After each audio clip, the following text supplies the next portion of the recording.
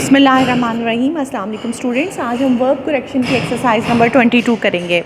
ये जो verb correction की एक्सरसाइजेज़ हैं, अगर आप इनकी सिर्फ 10 एक्सरसाइजेज़ ही कर लें तो आपने इनके रूल्स को फोकस करना है कि इनका जो रूल है वही 20-30 रूल्स हैं जो बार बार रिपीट होते हैं, और अगर आप उनको फोकस कर लेंगे तो जो वो रूल्स हैं अगर आपको उन पर कमांड हो जाएगी तो आपकी अच्छी तैयारी हो जाएगी। चलिए हम एक्सरसाइज नंबर 22 करते हैं आज। ये देखिए, she said that she is such a girl that is lazy. अब ये रूल बार बार आया हुआ है कि अगर एक हिस्सा पास्ट में हो तो दूसरा हिस्सा भी आपने पास्ट में कर देना है उस जुमले का। और अगर आप देखें, सेड, शी सेड जो है ये पास्ट इंडेफिनिट का टेंस है, सेकंड फॉर्म है, पास्ट इंडेफिनिट है। तो आगे भी जो आप प्रेजेंट के हिस्से लगे हुए हैं आप उनको पास्ट में कर दें। जैसे शी इज़ लगा हुआ, इज़ की पास्ट होती है वॉज, फिर यहाँ पर इज़ लगा हुआ है तो इसकी पास्ट यहाँ पर वॉज कर दें। और दूसरी चीज़ आपने ये जहन में रखनी है कि सच जो है ना, सच के साथ दैट नहीं लगता, इसके साथ हमेशा एज़ लगता है। सच के साथ एज़ लगता है, सच दैट नहीं लगता, इसलिए जहाँ पर दैट लगा हुआ है उसको रिप्लेस कर दें एज़ के साथ। She said that she was such a girl as was lazy.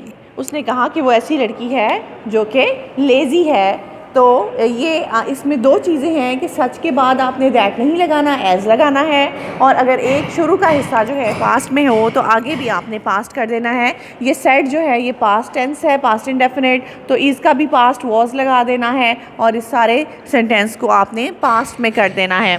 दूसरा सेंटेंस देखें, ही हेट्स फ्रॉम सलमा। इसका मतलब ये है कि वो सलमा से नफ़रत करता है। हम उर्दू में जब बोलते हैं तो हम नफ़रत के बाद से का लफ्ज़ इस्तेमाल करते हैं, लेकिन इंग्लिश में हेट के बाद या लव के बाद कोई प्रपोजिशन नहीं आती। जैसे हम आम तौर पे सेंटेंस बोलते हैं आई हेट यू। अब हम हेट के बाद कोई विद, फ्रॉम, ऑन तो नहीं ना लगाते, आई हेट फ्रॉम यू या आई हेट ऑन यू, ठीक है ना। हेट के बाद और लव, इसी तरह आई लव यू, लव के बाद भी ना विद लगाते हैं, ना ऑन लगाते हैं, ना ऑफ लगाते हैं, कोई प्रपोजिशन नहीं लगाते। तो हेट के बाद या लव के बाद कोई प्रपोजिशन आपने नहीं लगानी। इसमें ये देखें, ही हेट्स फ्रॉम सलमा की बजाय आप इसको कर देंगे ही हेट्स सलमा। हेट के बाद प्रपोजिशन नहीं आएगी। नेक्स्ट देखें, not only he reads but also rights. Usually होता यही है कि नॉट ओनली से जो जुमला, नॉट ओनली से एक जुमला शुरू होता है और उसका दूसरा हिस्सा जो है वो बट ऑल्सो से शुरू होता है। लेकिन अगर नॉट ओनली के बाद ही आ जाए तो आपने उस ही को नॉट ओनली से भी शुरू में ले आना है। जैसे नॉट ओनली ही रीड्स की बजाय ही नॉट ओनली रीड्स लगा देना है, ठीक है। अगर ही लगा है, शी लगा है, यानी कोई सब्जेक्ट लगा हुआ है, नॉट ओनली के बाद ही, she, they, I, we, you, इनमें से कोई सब्जेक्ट लगा हुआ है तो आपने उसको शुरू में ले आना है। जैसे ये ही है, नॉट ओनली ही रीड्स की बजाय ही नॉट ओनली रीड्स आ जाएगा। और बट ऑल्सो राइट नहीं आएगा। जिस टेंस में जिस वज़न के ऊपर ये वाला हिस्सा होता है उसी वज़न के ऊपर ये वाला हिस्सा भी होता है। Not only he reads but also right, इसका मतलब है ना सिर्फ वो पढ़ता है बल्कि लिखता भी है। He not only reads but also writes. इसको फोकस करें, ठीक है। He not only read but also writes. और उसके बाद इस तरह के मैं आपको और जुमले भी करवा देती हूँ। वो ना सिर्फ खेलता है बल्कि मुलाजमत भी करता है। He not only plays but also does his job. ये देखिए, एक प्रेजेंट इंडेफिनिट में हिस्सा है तो दूसरा भी प्रेजेंट इंडेफिनिट में ही हुआ। इसका ना सिर्फ वो घर में रहता है बल्कि कमाता भी है। He not only lives at home, ये देखें, बट ऑल्सो अर्न्स, ठीक। इस तरह से ये जो है नॉट ओनली से के बाद अगर ही लगा है, सब्जेक्ट लगा है, तो आप उसको शुरू में ले आएँ। और एक हिस्सा जिस टेंस में है ज़्यादातर नेक्स्ट जो क्लॉज होती है वो भी उसी टेंस में होती है। चले अब हम नेक्स्ट की तरफ मूव करते हैं। ये भी रूल बार बार करेक्शन में आता है। He asks me how am I, he asks me how am I, वो मुझसे पूछता है कि मैं कैसा हूँ। अब आप इस सेंटेंस को देखें, ही आस्क्स मी, ये प्रेजेंट इंडेफिनिट में है और ये पॉजिटिव जुमला है, ये क्वेश्चन नहीं है। मैं भी आ रही हूँ कायनात, ये एक पॉजिटिव जुमला है, ये क्वेश्चन नहीं है। ही आस्क्स मी, ये पॉजिटिव जुमला है ना, मस्बत जुमले जिसको हम कहते हैं, ही आस्क्ड मी, वो मुझसे पूछता है। अगर पहला हिस्सा मस्बत जुमले की शक्ल में हो तो आप दूसरे हिस्से में सवालिया उसको नहीं बना सकते। ये देखो, हाउ एम आई, ये सवालिया है क्योंकि इसमें एम जो है आपने इस जुमले में बाहर निकाला हुआ है। एक हिस्सा मुस्बत है तो दूसरे हिस्से को आप सवालिया नहीं रहने देंगे, बल्कि इसको भी आपको मुस्बत बनाना होगा।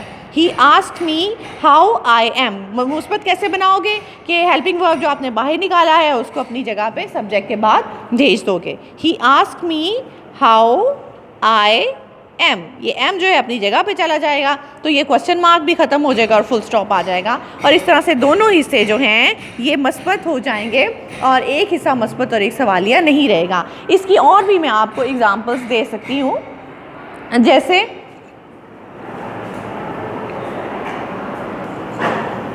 ये देखें, ये मैंने 2 सेंटेंसेस और लिखे हैं। He inquires him who are you, वो उससे पूछता है कि तुम कौन हो। ये जो है हिस्सा ही इंक्वायर्स हिम, ये मुस्बत हिस्सा हो गया, ठीक है।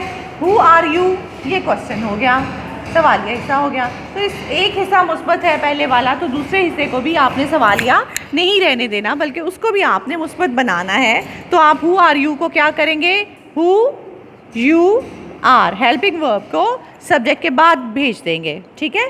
एक स्टेप आगे ले जाएंगे, यहाँ से उठाएंगे इधर ले जाएंगे, तो इस तरह से ये जुमला जो है ये ठीक हो जाएगा।